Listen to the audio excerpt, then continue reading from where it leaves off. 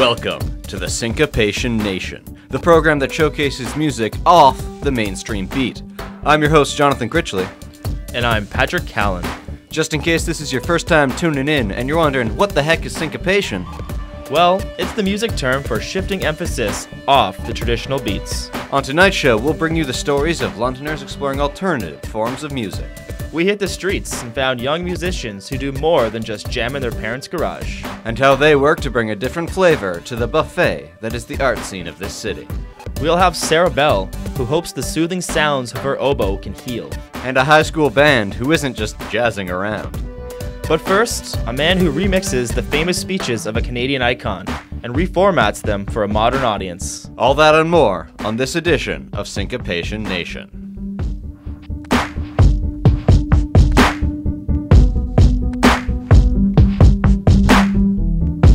The medium is the message. Those were the famous words of Canadian philosopher Marshall McLuhan.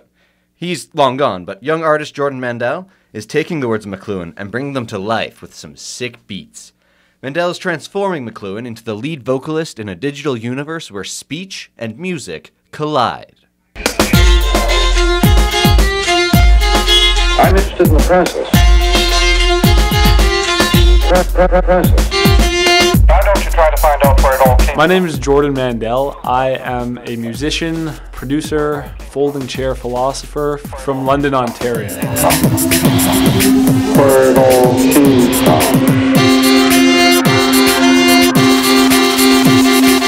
When people are listening to this music, I think they can experience just about anything. Is the message. I am taking Marshall McLuhan speech clips from old speeches, lectures, interviews that he gave, and I'm cutting them up and combining those interviews with music that I'm composing and recording myself. So I compose the music, overlay the McLuhan tracks, and then sort of mix the music so that it can bring McLuhan right front and center. In the end, McLuhan almost ends up acting as the lead vocalist on this album. Remember, TV goes right into the human nervous system. It goes right into the midriff. Yeah. The image pours right off that tube into the nerves. It's an inner trip. The TV viewer is stoned. Yeah. It's addictive, like your show. The TV viewer is stoned. The TV viewer is stoned. The TV viewer is stoned. The image pours right off that tube into the nerves, into the nerves, into the nerves. The TV viewer is stoned. Marshall McLuhan was a Canadian media philosopher, media critic, media guru from the 1960s. And when I say from the 1960s, he was born in 1911, but became really popular, way more popular than most academics ever end up being. He was studying media, and at that time that was a fairly new thing to study, and it was particularly important at that time because there were a lot of changes going on in society. There were kids who had been raised in really good, well-to-do homes in suburbs who, for no obvious reason, were not wanting to have any of it, and were going and living on communes and, rejecting all that their parents had given them in their upbringing. And, they were like taking acid and living like really close to the land. And this is from the children of a generation who were really shocked. They couldn't understand what was going on. And then McLuhan came along saying, I've got the answer, and it has to do with the media that they're exposed to. It demands audience participation. You cannot have a TV show without an audience. But they don't do any of the talking. They sit there and they participate the way they do in football, and without a public, there is no game. Mm-hmm. In an empty stadium, you have a practice, you don't have a game going at all. Mm-hmm. So without a TV audience, there is no show. The audience participation is part of the TV medium. I think that he's really, really a relevant philosopher, relevant theorist today. He tells us a lot about what I think we're going through right now with the changes that are happening in society and the impact that technology has. Such people dare look at the environment. The Emperor's new clothes are perfectly visible to them. I feel that a lot of music today doesn't really go far beyond the music itself. I don't like to sound too bitter about, music today is doing this or not doing this. But it seems like a lot of really good music today is just kind of like, it's good because it's good. You know, it has a cool riff or a cool synthesizer or a cool beat or something like that. And I think the flip side of that is that it makes it also very quickly disposable, that you can listen to it and think it's really cool for a moment or for a week or whatever it is, and then you just move right on. And, you know, there's going to be an endless list of cool things. McLuhan has been pretty much boiled down to one sentence, which is the medium is the message. That is the nut of this project. That really comes down to, I think, what my aim is with this project, which is translating McLuhan, taking McLuhan's work, bringing it to life in a different way, and giving it to people in a way that can reach a lot more people. So really, anyone's experience, whatever it is that they're doing, whatever it is they come away with, I think is totally theirs. And this project isn't an answer by any means. It's a question, and it's totally up to people to decide how they're going to answer that question, if they're going to answer it at all. The only thing I hope for is that they hear the question asked.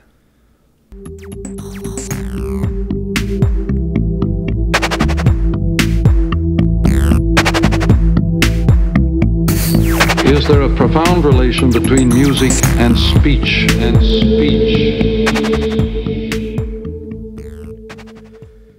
You know, I'm actually kind of a McLuhan fan. I think it's awesome that people are managing to pass his legacy forward like this.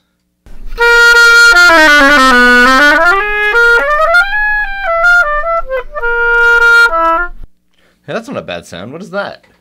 Well, Jonathan, up until a short while ago, I didn't know either, but that's an oboe. An oboe? Yeah, I heard about an event called Oboe Day at Western, and not knowing what to expect, I decided to go check it out. Yeah? Yeah, while I was there, I ran into a musician named Sarah Bell. This girl's just crazy about playing it. She showed me how to make reeds and played a few tunes. Check it out. Hi, my name's Sarah Bell, and I play the oboe, and I'm here today because I love oboe, and it is my life.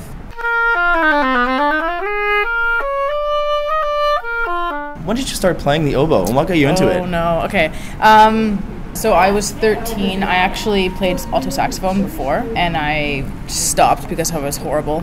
And then I heard about oboe. Some girl played it in my school, and then I just picked it up. The teacher was like, you're on your own, basically, so I had to learn that way. I feel like when you play oboe, you're sort of like the unicorn or like the oddball of the school. So I was that. I still am that because there's only like 3 of us here, I think. And the whole campus? In the whole school, yeah. They play oboe? Yeah. So I lucked out with meeting you. Oh, major students, yeah. What else? I love the sound of it. It's a really challenging instrument because eventually you have to make your own reeds, but that way it makes it really individual. So because everybody has a different embouchure, like different makeup, so everybody has a different sound.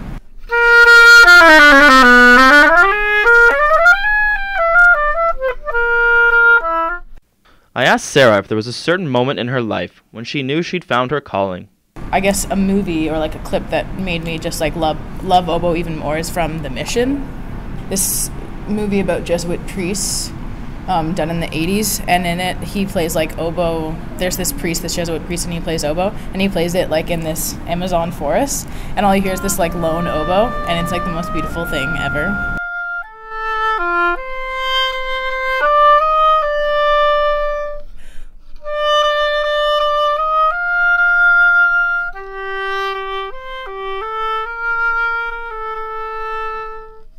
She told me oboe players often spend a lot of their time alone, making reeds. She brought me to the double reed room on the 2nd floor at the Don Wright Faculty of Music. the place where she carves her reeds and takes care of her instrument. So where are we right now? The double reed room, and this is where we make all of our reeds. And so this room is where you keep all your stuff? All your oboe gear? Mm-hmm. Okay, cool. So these are all my knives. Okay. We're quite sketchy people. We walk around with, like I walk around with knives, and this is a paddle, so it's a knife sharpener. Yeah. Yeah. So Interesting.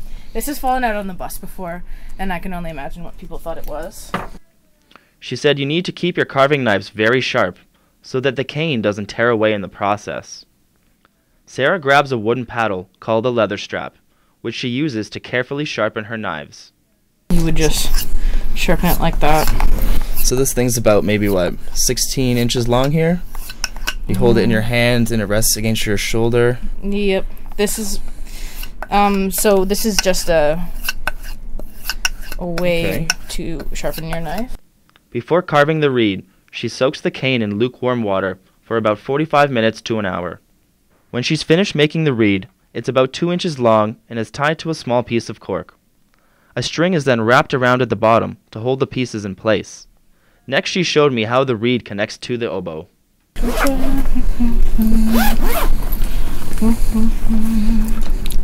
Okay, so this is the oboe is stored in 3 pieces? Mm-hmm. Okay, so then you connect, what parts are you connecting right now? The bell just to the middle joint. Okay. And then the middle joint to like the upper joint. And what's this made out of, the oboe? This is made out of rosewood. Okay. And then this is all silver inlay on top of it. So this is all silver here, and then the oboe itself is made out of rosewood? Yeah. Okay. And most professional oboes are made in France. After the instrument is assembled, it's about 2 feet long and weighs roughly 5 pounds. It's black and has silver keys, bearing a strong resemblance to a clarinet. Underneath each key is a cork pad. I found out that oboes don't come cheaply. And how much does something like that cost? New oboes can range to like $10,000, or just under. I lucked out on this one. I bought it used, but it was barely played, and it was like $5,500. Before she plays, she soaks the reed one last time. This is something that is unique to the oboe family of instruments. So I'm soaking up some reeds, because they have to be wet in order to vibrate. So just like bassoon, English horn, oboe, they have to be soaked. They're the double reed family. Okay. That's why this is characterized as like the double reed room. That's called a crow. So I'm just seeing how the reed is working. With all this weather changes, the reeds are sort of going through quite a lot of changes themselves. Sarah said oboe players enjoy playing in the summer especially because the weather conditions generate more vibrations. But she added, it's important to adapt to the seasons and have spare reeds on hand. She said reeds don't usually last more than 2 weeks. So what song are we going to play here? It's just a Mendelssohn piece. It's called On Wings of a Song. Now that she's made a reed, put together her instrument, and my introduction to the oboe is winding down, I asked her if she wouldn't mind playing a short tune.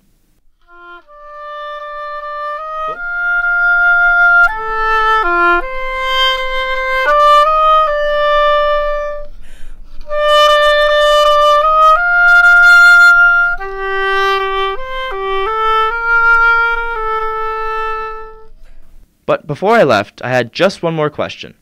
I asked Sarah what her goals are as a musician. I was planning on becoming a music teacher, but I've always been interested in music therapy. What I want to do with that is, well, I'm in my 4th year now, which is technically my last year, but I'm coming back and taking psychology courses and also like more oboe lessons. And so I want to be a music therapist with like oboe and things like that.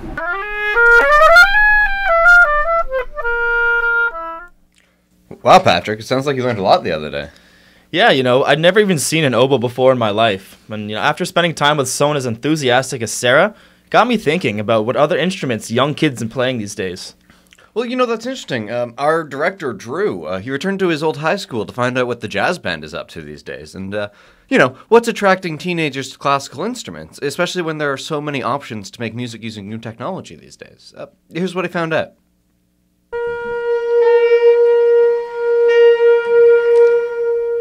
Nicholas Toth tunes his instrument while waiting for band practice to begin. Trained in drums and piano, taking up a bluesy instrument is something he didn't plan. But for Nick, the decision to play the saxophone is irreversible. I wouldn't switch. I'm quite pleased pleased with saxophone. Probably one of the most opportunities for playing in different groups is with a saxophone, especially in alto, jazz bands, wind ensembles, regular bands. Nick is in high school at London Central Secondary School.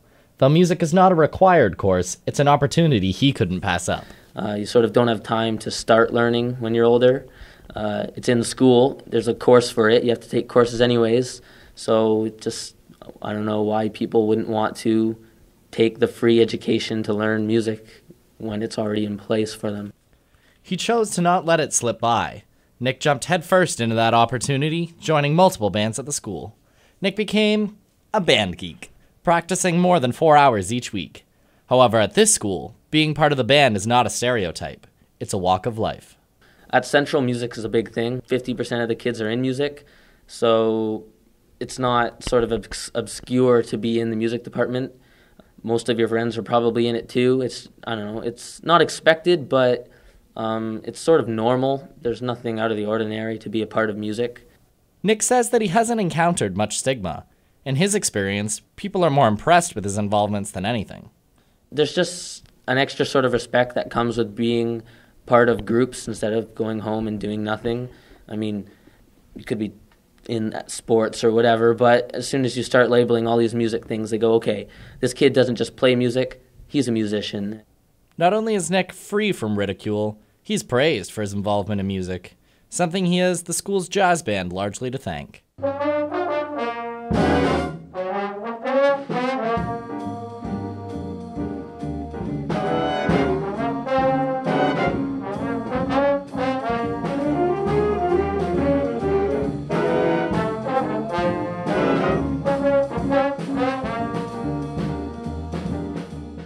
At Central, being part of the jazz band is kind of like being in a rock band.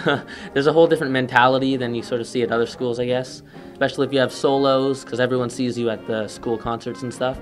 You sort of become an in-school celebrity almost. They will literally come up for the next 2 weeks and say, that solo was amazing, like I wish I could hear it again.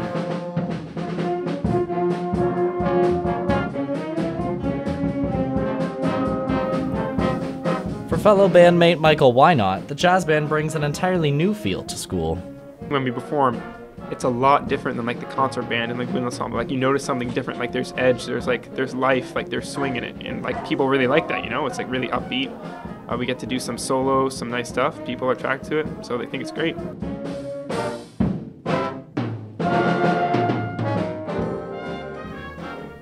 But it isn't just about the presentation. It's also about the environment. For Michael, being in the jazz band isn't that different from jamming out in a garage.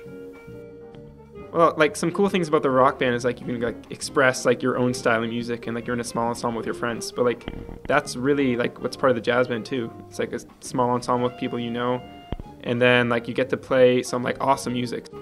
Each week, the group of 24 students come together for a practice. The 2-hour rehearsal requires a lot of focus, taking a lot out of the students. It's grueling work, but for many of these students, it's what gets them through school. After being in it for a while, you realize that it's really, I guess you could label it a blessing almost, or it's just something fun. It's an activity instead of something you sort of have to go to. It's a sentiment that conductor Linda Warden has become familiar with hearing. You know, I have kids telling me, man, it kept me in school. I wasn't going to let you down, Ms. Warden, you know. Yeah! Linda has been the conductor of Central's jazz band for roughly 20 years.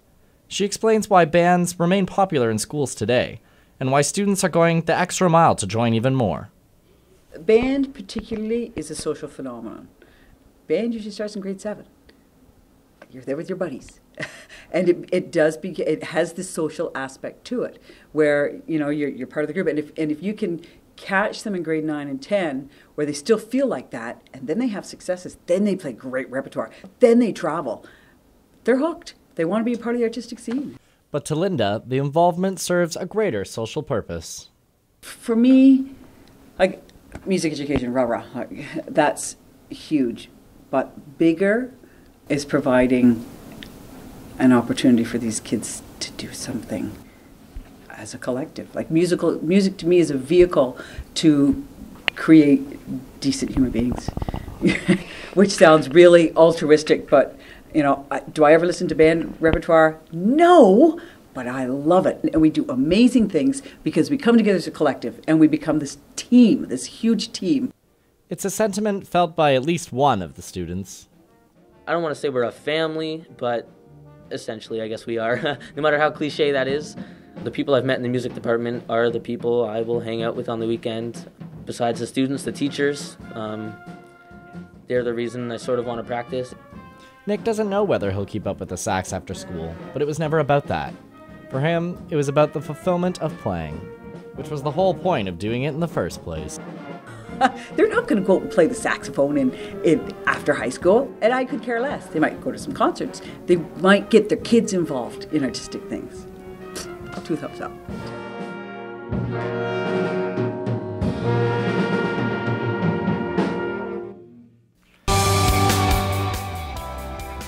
We've heard from a bunch of young, amazing artists today, and it sounds like the future of music is in good hands. Though you may not hear their music on your favorite station, these artists continue to provide an alternative sound to enrich the art scene. We'd like to thank our crew for making this show possible. Field reporters and sound technicians, Drew Crawford and Malou Nielsen. We're your hosts. I'm Jonathan Critchley. And I'm Patrick Callan. Thanks for listening.